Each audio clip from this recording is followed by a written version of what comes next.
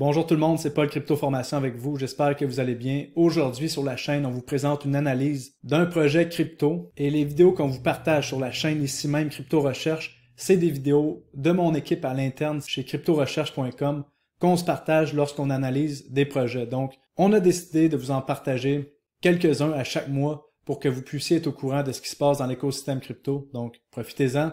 C'est comme si vous étiez dans l'équipe Crypto Recherche. Bonjour à tous, ici Mathieu, j'espère que vous allez bien et puis on se retrouve pour une nouvelle analyse. Donc l'analyse d'aujourd'hui va être en fait la mise à jour du protocole Solana. En fait, Solana c'est une Layer 1 que ça fait un bout qu'on n'avait pas fait une révision puisque je crois que c'est un projet que tout le monde s'entendait pour dire très bon projet, bon écosystème en développement. Puis aussi on avait aussi beaucoup Eril qui faisait beaucoup de contenu sur le sujet, donc c'est un peu notre palier. Donc, moi, je dirais aujourd'hui, je vais me concentrer sur une mise à jour fondamentale, mais il y a plein d'éléments très intéressants dans les vidéos d'Eril que je vous invite à aller consulter. Donc, premièrement, je crois qu'on va enlever un peu une thèse autour de Solana, c'est que les gens souvent voient Solana comme étant une blockchain pour les meme coins. Donc, comme vous voyez, c'est loin d'être seulement des meme coins, c'est un écosystème qui est très complet. On voit, il y a de plus en plus d'intégration, comme par exemple, on a eu des projets comme par exemple Render qui était sur le réseau Ethereum, qui ont changé vers le réseau Solana. On a des projets aussi maintenant comme Chainlink, que oui, il était très gros sur Ethereum, mais maintenant, leur produit est maintenant disponible aussi sur Solana. Donc, il y a beaucoup de projets qu'on voit qui s'étendent sur Solana. Il y a même RSR qui s'en vient sur Solana. Donc, ce que j'essaie de dire ici, c'est que Solana, c'est plus juste un réseau de meme coins, c'est vraiment un réseau sérieux. Puis, je pense qu'une des bonnes manières de le voir, c'est ici, quand on vient voir, par exemple, en TVL, ben, on voit que la TVL, oui, a eu un gros coup dans le dernier cycle, c'est bien corrigé, mais est en train de bien se reprendre. Ça, c'est super positif. Ça montre qu'il y a une traction, que les gens veulent aller sur le protocole. Donc ça, pour moi, en soi, je vous dirais, Solana, c'est un réseau qui est en santé, qui est en développement, qui est très intéressant à voir. Puis ce qui est intéressant aussi avec Solana, c'est qu'on le sait, auparavant, par exemple, il y avait des fois des petits problèmes de vitesse, des bugs qui pouvaient arriver lorsqu'il y avait des gros airdrops. Mais là, ce qui est intéressant, puis on l'a vu, par exemple, avec des gros airdrops comme Grass, par exemple, puis il y en avait eu d'autres avant aussi qui avaient super bien été. Le réseau est de plus en plus stable. Puis ça, c'est probablement lié à beaucoup de mises à jour qui ont été faites, qui ont été apportées sur le réseau, qui ont amélioré les performances, la vitesse, etc. Puis ça, je vous dirais, c'est un couteau à double tranchant souvent. Les projets vont vouloir améliorer leur réseau, leurs stats, parce que ce qui arrive dans les blockchains, c'est que si on augmente la vitesse, puis si on augmente, par exemple, l'espace de blocs, qui vont nous aider à avoir des transactions qui sont plus efficaces, moins chères et plus rapides, mais les outils qu'on va avoir besoin d'utiliser pour valider la chaîne de blocs vont être de plus en plus demandants. Ça, c'est souvent un truc qui a été, comment je pourrais dire, débattu auprès des bitcoins maximalistes. C'est que si on commence à grossir la grosseur des blocs, oui, on peut mettre plus de données, mais tous les validateurs, toutes les nodes, ben, leurs outils qu'ils ont vont être déchus, puis en fait, il va falloir qu'ils se mettent à jour avec des nouveaux outils, ce qui peut affecter la décentralisation. Puis je dirais, une des approches que j'aime beaucoup de Sol, c'est justement ce côté-là, en fait.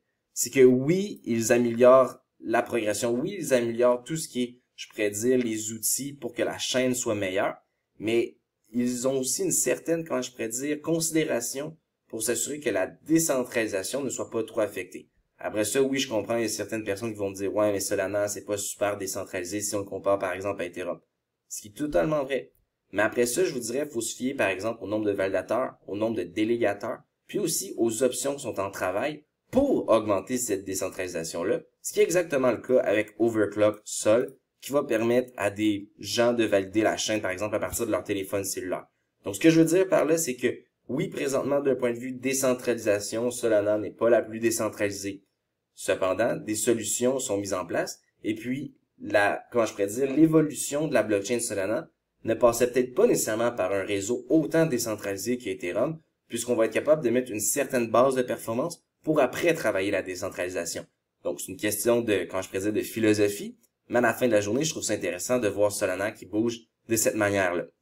Après ça, il y a aussi l'élément, je vous dirais, développement RWA, développement institutionnel qui est très intéressant sur Solana dans les derniers temps. On le sait, Build, par exemple, de BlackRock est maintenant disponible. Beaucoup de fonds, beaucoup de actifs réels commencent à arriver sur Solana. Je crois qu'un des plus gros signaux qu'on a reçu dans les derniers temps, c'est vraiment le fait que Wormhole, dans le fond, le bridge Wormhole qui a été lancé par l'incubateur Solana, va être utilisé par Securitize, qui est en fait le leader dans tout ce qui est la tokenisation d'actifs réels. Donc, eux autres, ils ont les fonds, par exemple, de VanEck, Build de BlackRock. Donc, en fait, c'est un gros gestionnaire de fonds digital.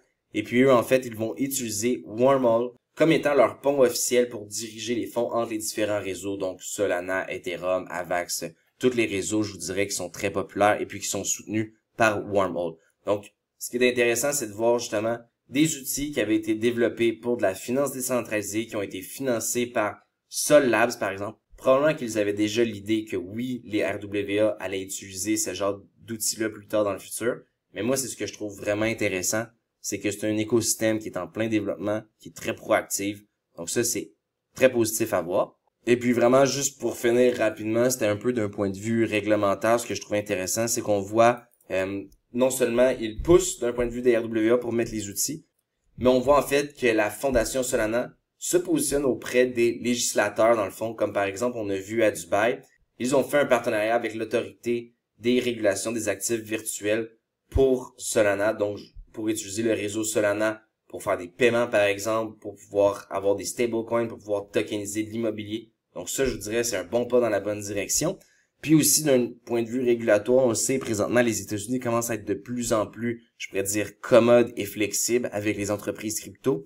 Ben, en fait, Solana Labs, le projet qui est derrière Solana, est basé aux États-Unis. Donc, en soi, Solana n'est pas un projet américain lorsqu'on regarde, par exemple, où est-ce qu'ils sont enregistrés, mais ils ont leur laboratoire de recherche et développement que lui est situé aux États-Unis. Donc ça va être vraiment intéressant de voir pour la suite des choses.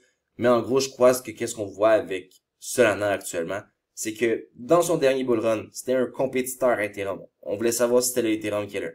Maintenant, on voit, c'est un réseau qui s'est prouvé. Non, c'est vrai, il n'y a pas encore la dominance que Ethereum a, par exemple, si on vient de comparer avec les volumes de chaîne. Mais il reste que je crois que Solana, on voit ici la part de marché qu'il a. C'est probablement lui qui a été capable d'aller chercher la plus grosse partie du marché d'une manière organique et puis qui risque de continuer à aller la chercher d'une manière organique. Parce que vous savez, des fois, il y a des chaînes qu'ils vont aller chercher les incitatifs. Les gens vont se tenir sur ces chaînes-là pour différents incitatifs. Mais ce qui est différent avec Solana, c'est que j'ai l'impression, les gens, ils vont vraiment pour les produits, pour son utilisation et la valeur que le réseau a à leur apporter. Donc, des frais de transaction qui sont bas, des transactions rapides, un environnement qui est très user-friendly. On le sait, ils vont beaucoup se spécialiser aussi sur tout ce qui est utilisation par mobile. Donc, en soi, ils ont vraiment une langue qui, selon moi, va leur permettre d'aller chercher encore du marché. Puis, dans les Layer 1, qui étaient vraiment en compétition avec Ethereum, mais selon moi, Solana est probablement la leader en ce moment. Après ça, c'est sûr, après ça, on a peut-être des trucs comme des Avalanche, des Hyperliquid, des Sui qui peuvent être très intéressants. Mais il faut pas oublier que Solana s'est vraiment démarqué par son effet de réseau qui a été capable d'aller chercher, ce qui est souvent un gros problème pour les réseaux de Layer 1. Donc, on continue de suivre Solana, mais pour moi, Solana, c'est un bon projet, bel écosystème en développement. Et puis, je suis presque convaincu qu'on risque d'avoir encore un développement, comme je dis, d'une certaine manière organique, puisque les gens vont simplement adopter le réseau pour ses fonctionnalités, autant d'un point de vue consommateur, par exemple, pour les frais de transaction qui sont bas et puis les transactions qui sont rapides, mais aussi d'un point de vue entreprise. Certaines entreprises vont vraiment se tourner vers ces solutions-là, comme par exemple Render, qui est un exemple flagrant, qui s'est tourné vers un réseau qui leur permettait de faire des transactions plus rapides, moins chères qu'Ethereum. Donc, à la fin de la journée, ça va être vraiment intéressant de voir la suite des choses pour le réseau Solana. Donc, sur ce, j'espère que vous avez appris, et puis je vous dis à très bientôt. Au revoir.